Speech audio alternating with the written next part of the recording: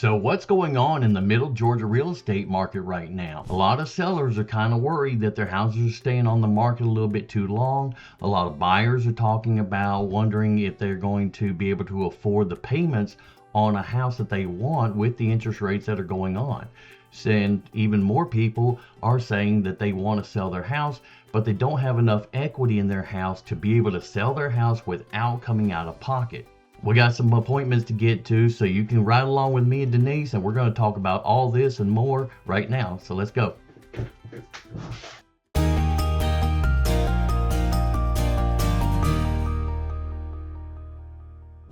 So what was that topic that we were talking about yesterday? We were talking about the cost of housing, how we're starting to see not anything super major, but we're starting to see where houses are having to be sold a little bit less and rents are going down. I know I've got that one house over there off 96 that's rents for like $2,000 a month, and that area when we rented it was about that. When I looked to do an evaluation a few weeks back, it was down to like 17. That far? 1750, and I always use the same software to run my numbers. So that house you sent me yesterday, the value of that house was 180, something like that. Well, now the rental market for that house that I looked up is more like 14. But that one's a nice little house. Yeah, nice little brick ranch, one-story house. It is, but I still say anything over even remotely close to Green Street Northside District is not on my list of things to do. Well, we've looked at probably about a dozen houses under $200,000 in the last 3 weeks. Yeah, and a couple of them surprised me. Well, the one you had a contract on, but then they backed out. That one, I was expecting them to try and reach for higher than 180. Yeah. And that one actually did a good job of doing the rehabs. We looked at probably 3 or 4 houses that were, and this is what surprises me. One house was an all brick house, and I did a video on it. They were asking 160. It wasn't updated. It was dated. But it was clean. It was solid. It was nice. And they got multiple offers right off the bat. And we got beat out by another buyer. And then on the other hand, you've got 3 or 4 other houses that we looked at that had been rehabbed and similar price points, about 180, 185. One we put in an offer on and we ended up backing out, and the rest of them, they're sitting on the market for, 20, 30, 40 days, and they haven't gotten a single offer yet. Either the investor didn't do a good job of rehabbing it, or they just didn't like the floor plan, but they're sitting on the market for longer than normal, even at that price point. Well, I mean, I've got one rental now, and it's in a brand new subdivision. It's a beautiful home, but the zip code, I think, plays a major role in that house, because every house that I've had over the last year, as soon as I put it on the market, it was gone within, a week and a half, 2 weeks? Within 2 weeks, but they were all in Warner Robins, Kathleen, Bonaire. And as soon as you got one that was just on the edge of Macon, it wasn't even really in Macon, just the fact that the address was Macon, a lot of people said, no, I don't want it. Yep. And it's still a nice area, still good location. It's real close to the base. It's a good area. It's a good location. It's close to base, but you say that M word. And like, no, I'm out. Which is kind of curious, because that's around the Rutland area, and they've got some pretty good schools. It's a good area. It's close to Warner Robins. It's just not actually, on paper, it's not Warner Robins. But, I mean, I would have thought that this house would have flown off the shelves, because it's a beautiful house. It's well priced. But I think at this point I've had 12 inquiries. I've responded to all of them, and only 3 have responded back. Yeah. As a matter of fact, we're going to see one today at 9 o'clock to let her look at it. But, I mean, this is just crazy to me. And a lot of the people that are buying houses that I've noticed in Macon area, they're out of town. They don't live in Macon, so they don't have that preconceived notion. Yeah. And there are a lot of good areas in Macon, just people who have grown up here, they've got it They got that preconceived notion. They've already got stuck in their head of old Macon, not new Macon, because they are making some progress. They are making it look good. They are, but the crime rate is still a big issue. Yeah, even if they are in certain pockets, because, Bloomfield, Rocky Creek, Houston Avenue, a lot of those areas, yeah, I won't go in there unless I'm armed. And but there's other areas that are just perfectly fine. So I'm kind of curious as to what specific, and all cities have that. So what specifically is it about Macon that people don't like? Comment in the description below and let us know, what is it that you don't like about Macon? Or what have you heard about Macon? Anyway, so back to the original topic. I'm seeing slight changing trend. It's not anything super dramatic, I don't think. I mean, I don't think that houses that are renting for $1,900 and $2,000 right now are going to plummet to $1,500 and $1,600. But I am definitely seeing a slight decrease in what they can be rented for.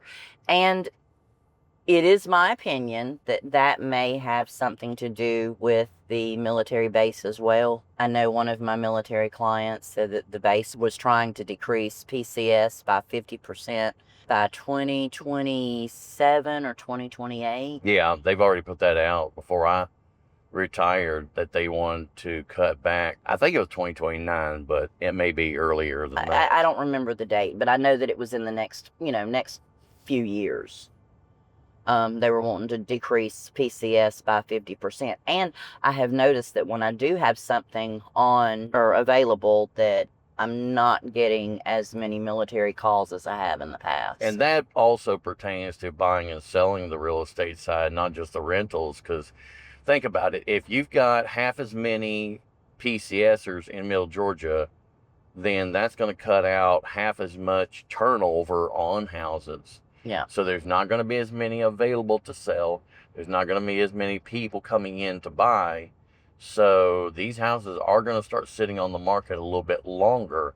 And people who are selling their houses are going to have to accommodate for that. There's not going to be as many buyers. Of course, there's not going to be as many other sellers, so there won't be as much competition. But the overall sales numbers are going to go down. And they're just going to have to accommodate for that. And I think the rental numbers are going to go down as well, because if you're not PCSing every 2 to 3 years and you're staying in your same location for, 5 or 6 years, the ones that rent, they typically don't rent and then buy. Not from what I've seen. I have about 1%. We have one guy that came up from Maxwell, and he's renting for the next 10 months, and then after he gets comfortable with the area, then he's going to look into buying. Oh, I'm not arguing that. I'm just saying that from the side that I'm on, which is strictly rental. Right. My PCSers that are coming in, the people that I'm renting to, they're not leaving my rental to buy. They're leaving my rental to go to another PCS. I have renters that were coming in regularly, and they're saying, oh, we only want to be here a year or two, and then we're going to buy. Yeah, no, that didn't happen. They were there. They stayed in the rental for 2-3 years, and then they're like, oh, we're being changed to a new station. So then they would give up the rental. I know that you deal with a different side of it. You deal with the actual retail side, but just from where I'm at on the rental side, I just don't see my renters getting up and buying. They're just not. And with the reduction in the PCSs, and keep in mind, the interest rates is the number one thing that people about buying and selling a house are looking at. But interestingly enough, the interest rate is only one of 5 variables when it comes to buying a house. But Yeah. That's the most important one to people for whatever reason. And it's going down right now. There's last 2 clients that have gotten pre-approvals were around 6.25. Yeah, but we had the one client that was talking about selling her house versus renting her house, and she chose to rent it. Then she decided no, she wanted to sell it.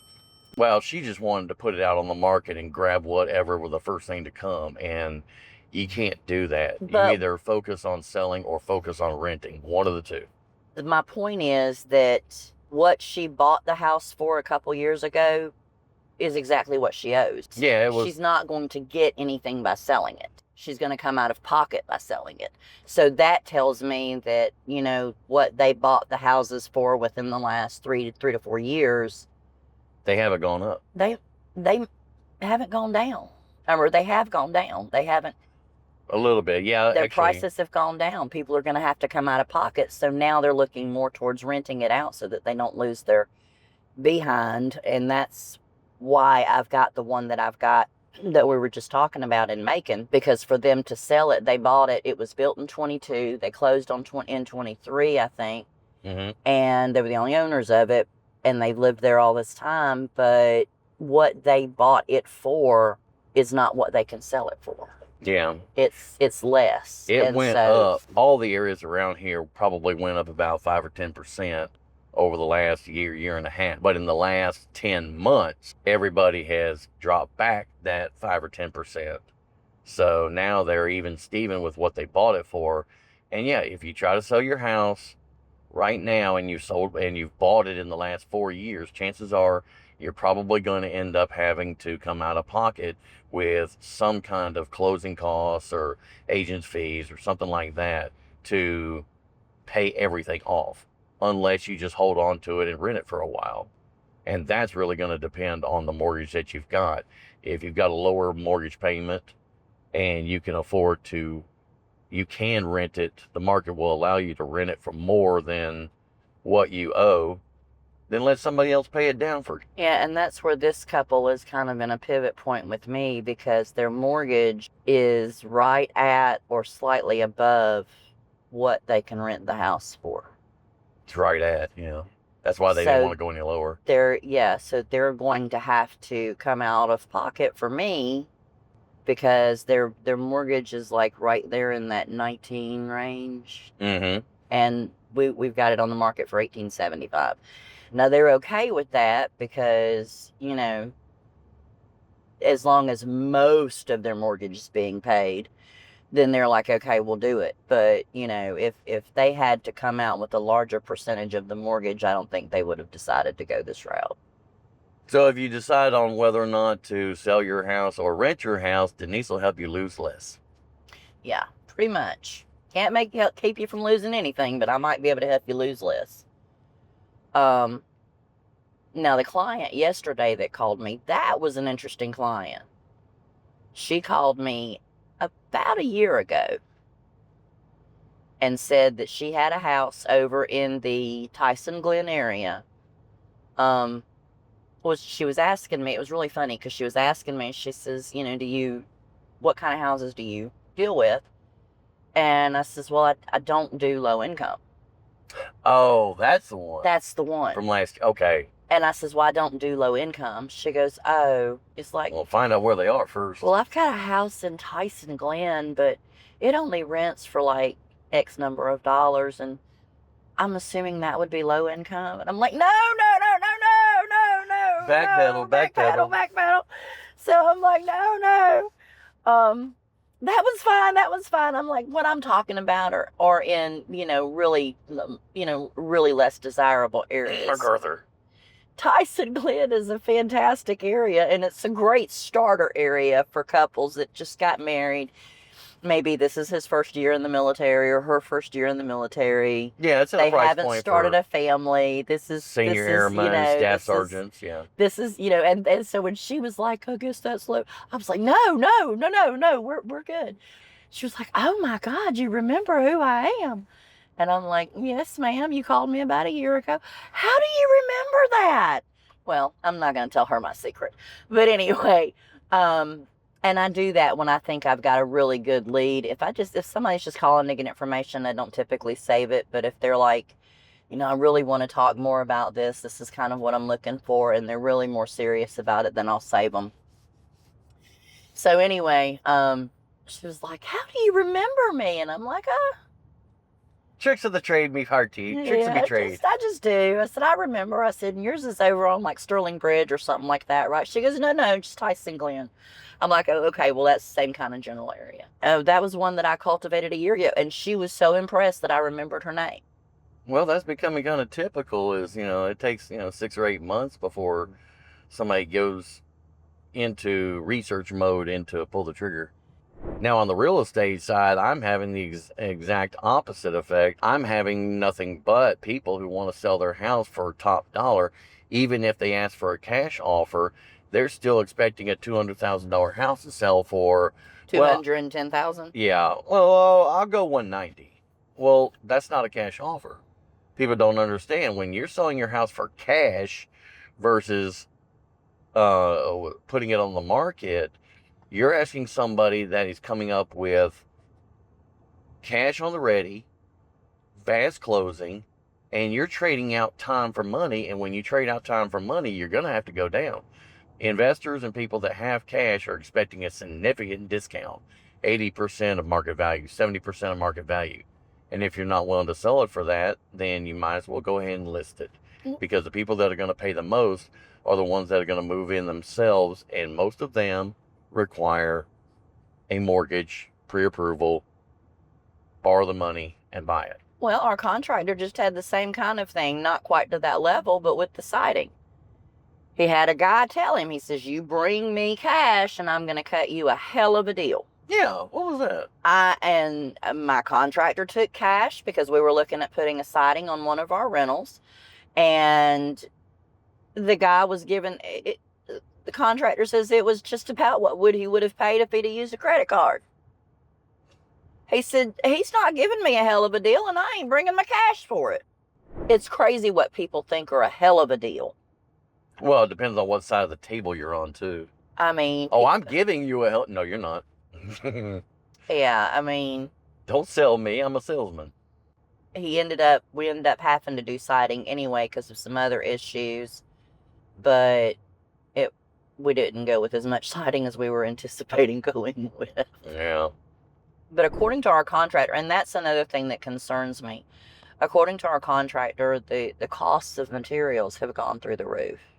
Yeah, over the last 6 months. Doing the repairs that we have to do to rehab these houses is now going to cost us more. And any houses that go on the market that right now that are being listed in the real estate market are having to reflect those prices because $40 for a OSB or, $5 for 2x4 studs is going up, and they're having to recoup that cost, and they're having to mark up a rehabbed house. Even the ones that were under $200,000, they're asking a little more than what they should be because they had to spend more on the building materials. And that worries me considering we are fixing to be launching into 1, if not 2 rehabs. Mm-hmm. That scares the bejesus out of me because he already spanks my hand when I fuss at him about how much things are going to cost. We really need to get this under 10,000. Nah, it's 12. Yeah.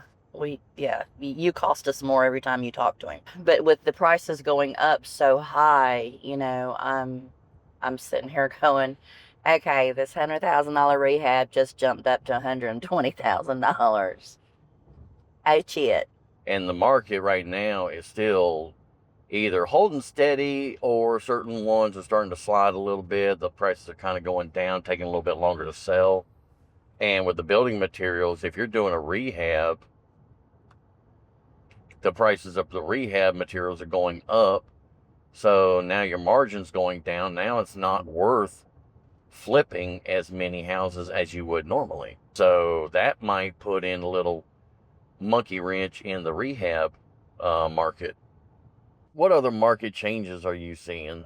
I know on the real estate side, like I said, market houses, depending on which one it is still staying on the market, 30, 45 days. Interest rates are coming down a little bit, which is kind of kicking a few of the new home buyers into getting pre-approved and getting their first house. But they are picky, they are skeptical, they're hesitant, so they're not pulling the trigger as fast as they were a couple years ago. And it's dragging the market out, and sellers are not pricing their houses as competitively as they need to get it sold, within a 30-day time frame. All I can tell you is from my side, and my side is showing that houses are not renting as high as they were. The repairs are costing more than they used to.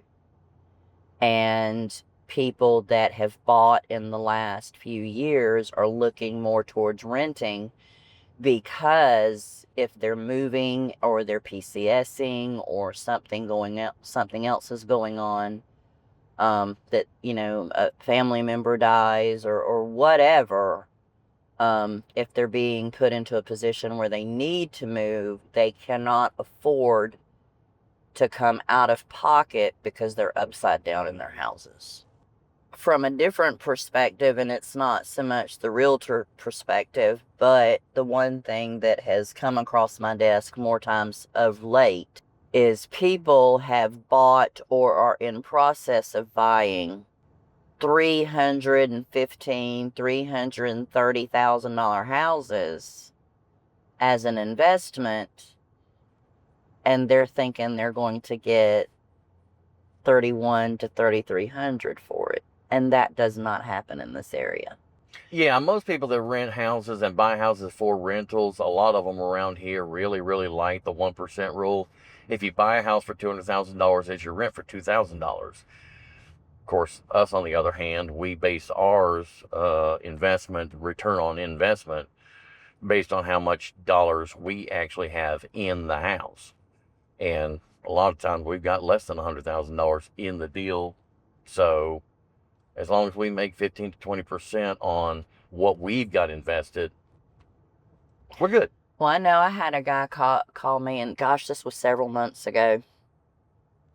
And he was buying a house in one of the brand new subdivisions. And the house wasn't even finished yet. It wasn't even finished yet. But I went out there and took a look, and I think he was paying like $309,000 or something like that. And he was asking me what it would rent for, and when I ran the comparables, it literally came back at like $2,400. He almost had a stroke. He was of the mindset that if he paid $309, that it should rent for $31. And I'm like, that's yeah. the 1% rule. That doesn't always work. Yeah, no, that's this market. You want those numbers, you better be in California or New York, because you're not going to get them in Warner Robins. Well, since we're talking about investing, a lot of people don't realize that investing in rental properties is a sliding scale. I've watched people buy junker houses for $5,000, put $15,000 or $20,000 into them, and rent them for $1,000. And rent them for $1,000. So you got the low income houses. They've got $30,000 all invested, and they're making $500-$600 a month cash flow, which is good for the lower income houses. But you can't use those same numbers. You can't use those same percentages in a $200,000 house, in a $300,000 house. The higher you go, the lower the percentage you can expect to get. Yeah. Now, you've got major investors that are in commercial properties and apartment complex. They're getting 2 or 3% return on their money, but it's 2 or 3% of a couple $1 million, not $30,000. Right. You're putting $30,000 into a single house, $50,000, whatever, and you're getting, $300, $400, $500 a month. You might be getting a 15-20% return on your money, but it's only $400 or $500. So you've got to accommodate for the price point that you're at. Drop the mic. It's not us trying to make a living. It's the market telling you what it will do. And you buy the house based on what the rent can support. And every investor will tell you that if the rent can't support what you're buying it for, you don't buy it.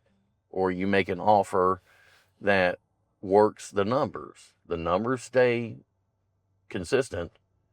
If they say no, they say no. Well, getting back to the real estate market, with that being said, the sliding of the prices, I'm seeing that there's going to be a lot more people that are probably going to lean more towards renting their house rather than selling, simply because they have no equity in the house. And if you decide to do that, it's Double D Property Solutions. You can call me. I'm in Google. Oh yeah? Oh, okay. I'll call you right now. Yeah, you call me a lot of things. We're not going there. Anyway, but they're not gonna get and the same story comes over my head every time. I had a master sergeant that was leaving out for Texas a couple years ago. Well, this was about 2017, 18. And the agent that he was working with convinced him that he couldn't sell the house and he couldn't get it under contract for more than about $20,000 less than what he owed on the mortgage. Well, there's speculation, but it turns out that one of the realtor's buddies was the one that bought the house. And he had to come out of pocket $20,000. And I'm like, dude, why don't you just rent it for a couple years? And he didn't think about that. He didn't want to rent. He didn't know nothing about renting. But, he took a heavy loss on that house. And I'm expecting that to start happening here again in the next couple of years. Now, what did you call it the other day when we were talking? You called it the silver something? Silver tsunami is a whole different subject. A lot of the investor world is talking about the silver tsunami. A lot of the baby boomers, bless your heart, are getting up in years, the silver and silver heads and bald heads and gray hairs, and they are getting to their retirement years. They're downsizing to smaller houses. They're moving to assisted living communities. And unfortunately, the start of the 15-year cycle of those baby boomers are starting to pass away. So over the next 10 or 15 years, they're speculating, and their evidence is there, that there's going to be a huge transition of wealth. Okay, transition of wealth. I remembered us talking about it the other day. Yeah, that's another topic. There's going to be a big transition of wealth from the baby boomers to their heirs, and the houses that they live in are going to get on the market. It's going to be an influx of houses because a lot of the millennials and Gen X or whatever's, the younger crowds, they've already got their own life. They've already got their own houses. They're not going to want mom and dad's house, so they're going to put them on the market, or they're going to put them on the market to rent. So there's going to be a transition there, and there's going to be an influx of resale houses, and those houses are going to possibly flood the market. And if there's not a lot of buyers out there to pick them up, then what happens when you've got too much supply and not enough demand? The overall market goes down. So did that answer a few questions, or do you have more questions now than you have answers? Well, put a comment in the description below and let me know what your thoughts are, and I'll see you on the next video.